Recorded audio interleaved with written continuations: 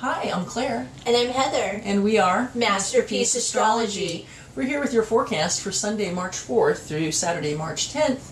We have a lot to tell you. March is probably the biggest month of the year in astrology. Yeah. A lot of powerful things happening.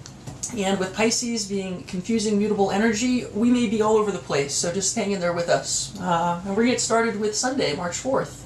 On Sunday, the Sun makes its annual conjunction with Neptune in Pisces. There's also Mercury and Venus in Pisces. It's just going to feel like a very soft, very beautiful, spiritual, creative, daydreamy day. Good day to do art. Good day to do any spiritual practice. Watching movies. And also enjoying cinema. Yeah. Very good. In the evening's quite social. We have Mars and Sagittarius making a nice sextile to the Moon in Libra. Also, Moon opposite Uranus in Aries, so expect a lot of socializing opportunities too. Yeah. It'll be a little bit more dynamic in the evening. Yeah, good socializing. All right. So we have a couple of things going on this week, which is really great, and we're going to kind of talk a little bit about the month as a whole, because this is a big month and there's a lot of happenings and kind of everything is going to kind of flow together, so we kind of have to bring in a little bit of everything for the whole month, but not in a lot of detail. Yeah, she's right. There's a lot. So starting out Monday, in the evening, at the late evening, yes. We're going to have Mercury moving from daydreaming Pisces into Aries, which is really great. It is. It's totally different. It's night and day, apples and oranges. Aries wants to get started. It likes to. It's a pioneer. It's a trailblazer. It thinks first. It talks. Yeah. It basically doesn't think. Doesn't think a lot. Talks first.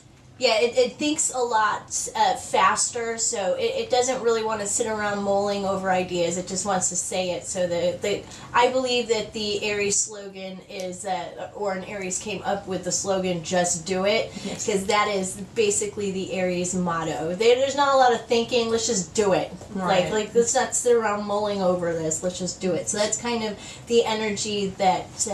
Late Pacific Monday. You were going to start feeling that, right? Right. People are going to notice it when they wake up Tuesday morning.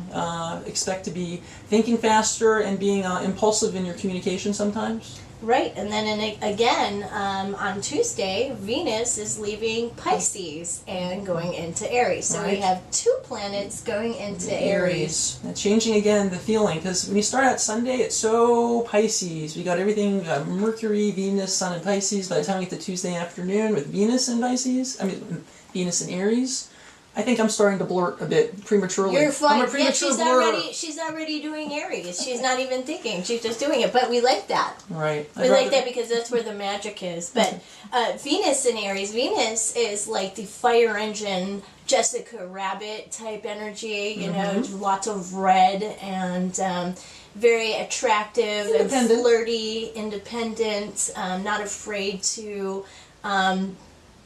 Go up to someone and say, "I like you, let's go out." Kind of, that's the kind of energy that's Venus in Aries. And then you got Mercury there, which is, it's impulsive. Yeah, both. So how we think and how we relate are going to have an Aries flavor on Monday and Tuesday, and that's going to be in stark contrast to the Pisces. Right. And this is kind of a little bit premature. The Sun doesn't go into Aries until March 20th. That's the day of the spring equinox. So we're getting a taste of Aries early, and it's going to be kind of confusing this week, and we're going to spend time talking about it, because Aries this year, Aries is going to have a little bit of a rough ride, because we got two planets in Capricorn, Pluto and Saturn, powerful players, and they're going to really dampen the Aries experience this year. So even Mercury and Venus this year in Aries, they're going to run into interference at Capricorn. We'll talk a little bit more about that, because there's a lot. This week is, though, it's kind of enjoying the energy because it's adding a little bit more fun and playfulness to the energy. For sure it is. But by the end of the week... Yeah, it's going to definitely shift. It's kind of... the energy with Capricorn is a square to the Aries. So it's that... that other slogan, the Dodge slogan, don't dodge it, Ram it. Right, good point. Earlier in the week, we're going to feel more like the spark and the fire and the fun of the Aries energy, but by Friday, when Mercury hits Saturn, we're going to hit our first roadblock, and we're going to have the first kind of Dodge Ram kind of ram it experience, I think, Yeah. for sure. Capricorn gives Aries the ambition. They kind of work together where it creates a lot of energy for having an ambition.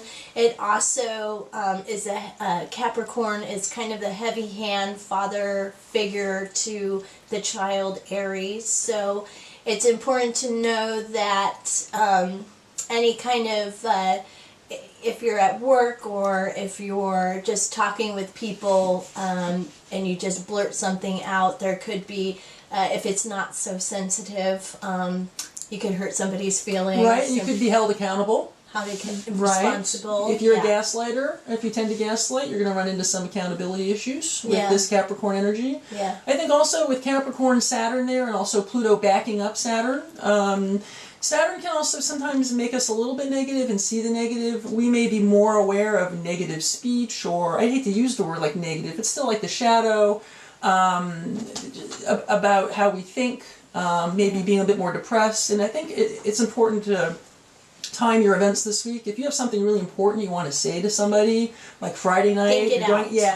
I would say like Friday night especially, but even this week, think ahead of time. Make Yeah. sure you check your work before sending it off to the boss to look at, because the energy is like, okay, I'm done with this. I don't want to do this. I don't want to do this right, anymore. and you will be held accountable. That's will it. be held and Aries accountable. specifically. So all you Aries people out there, this Aries season, you're going to run into Capricorn. So check your details. Check Don't want your you getting any details. trouble out there unnecessarily. Right, and kind of we're going to kind of backtrack because we already kind of moved We really are. quickly to Friday, which is a very Aries But I thing think to we do, can but- explain it so easily with all the Pisces and Sagittarius energy this week. Yeah. Because really the three things that you really do need to know about this week is underlying everything we're talking about is a lot of confusion. A lot of planets in Pisces, and then we have Mars in Sagittarius. Those two signs are ruled by Jupiter, and they form a 90-degree square this week. And that means both signs, both ruled by Jupiter, want to assert their expanding Jupiterness to the world. Pisces wants to express either the exalted qualities of Pisces, which is like the compassion, the spirituality, the art, the creativity. The shadow is addiction, escapism, being deceptive. Right. Sagittarius, on the positive side, they come up with the most beautiful, optimistic philosophies that kind of can organize our life experiences. They're great athletes. They're healers, too. Right. The centaur. But on a negative side, they can be the dogmatic, religious type of soapbox, lecturing, self-righteous, and they want to make their way the highway for everybody. Okay? So that's the noise in the background. It kind of feels like the radio station's on, like static, and it's a lot of noise. And so this week is confusing. That's kind of an underlying energy. Then we got these planets moving into Aries, Tuesday and Wednesday, which we talked about. So that's like this spark of wanting to suddenly act. We really are compelled to speak our truth and to act on it and to initiate new beginnings and to pioneer and start like trailblazing. We're impatient. Right.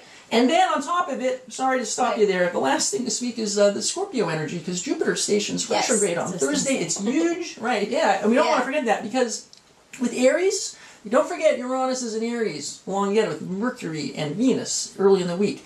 That energy is going to form a hard angle with Jupiter and Scorpio, and the moon's also going to be in Scorpio for the mid part of the week. And so what's going to happen there is Jupiter and Scorpio stationing to go retrograde is super intense. Just think intense Scorpio.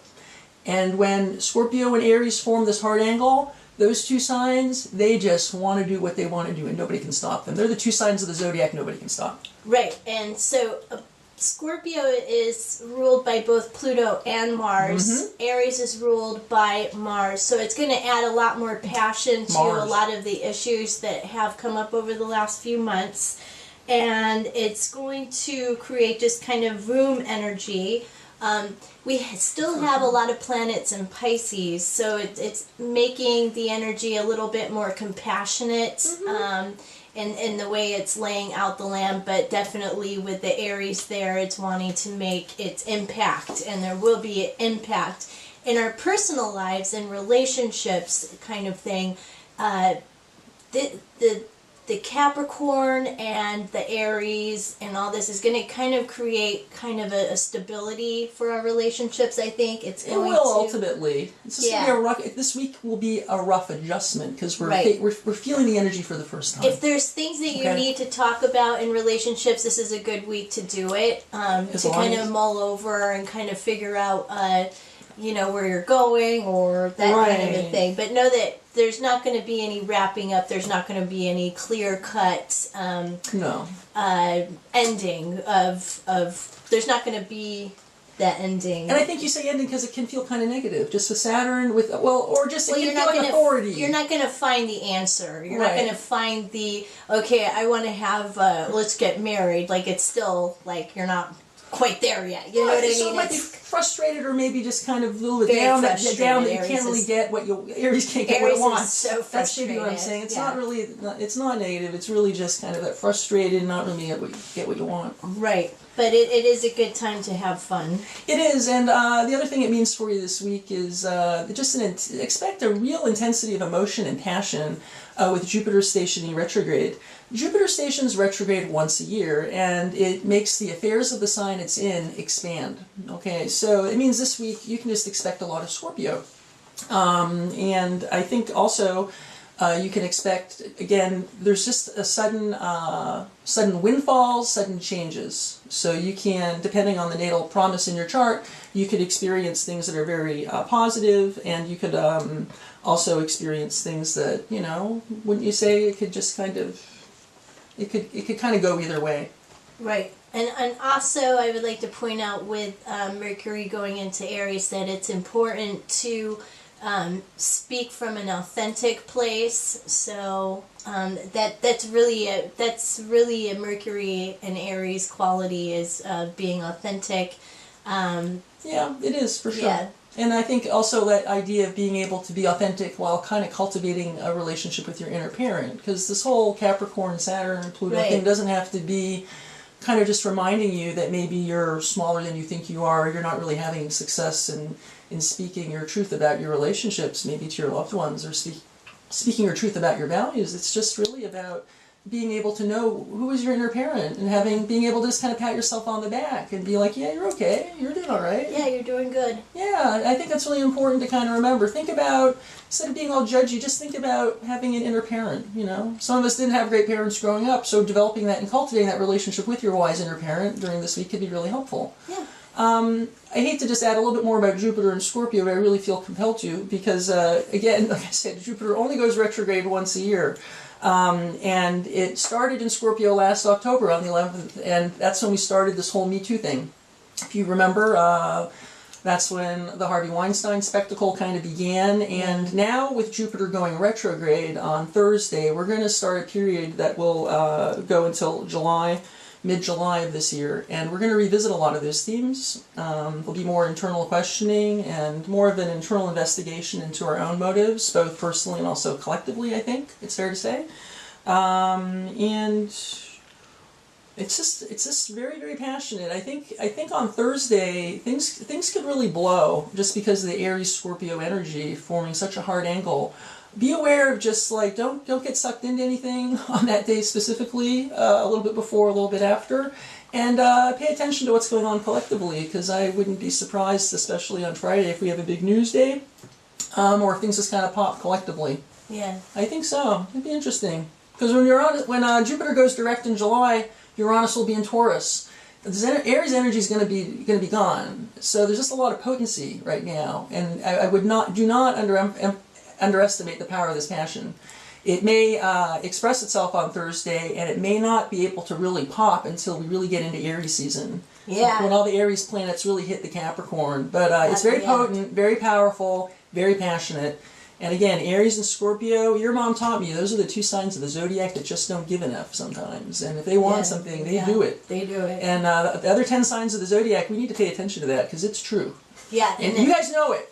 Yeah, you Aries and Scorpio types. If you are a Libra, Cancer, Capricorn, and Aries, obviously you are going to feel this energy. It's going to feel really good, I think, because I think with all the Pisces dampening, kind of a wet blanket on the fire sign type energy. It's going to feel really good. It's going to feel like a new you kind of, because you're going to feel more motivation and more spark, and I think that is going to be exciting. I'm looking forward to it. I am too, most definitely. Like this last full moon we had this last week with all this Pisces, both of us, I was just a wreck. I know, it was just so and it very wasn't confusing. any one thing. It was just we still can't put our fingers on it. I bet some of you can relate to that. So just know, with the Aries, it's going to be full steam ahead here. So let's get organized. So am I. And befriend your inner parent. Yes. We all can use a pat on the back now. All right, take care, everyone out there. I think that's that's a wrap. All right, that's a wrap. Thank you. Thank you, everybody. Hit the subscribe button. We'll see you next week. Bye. Bye. Bye.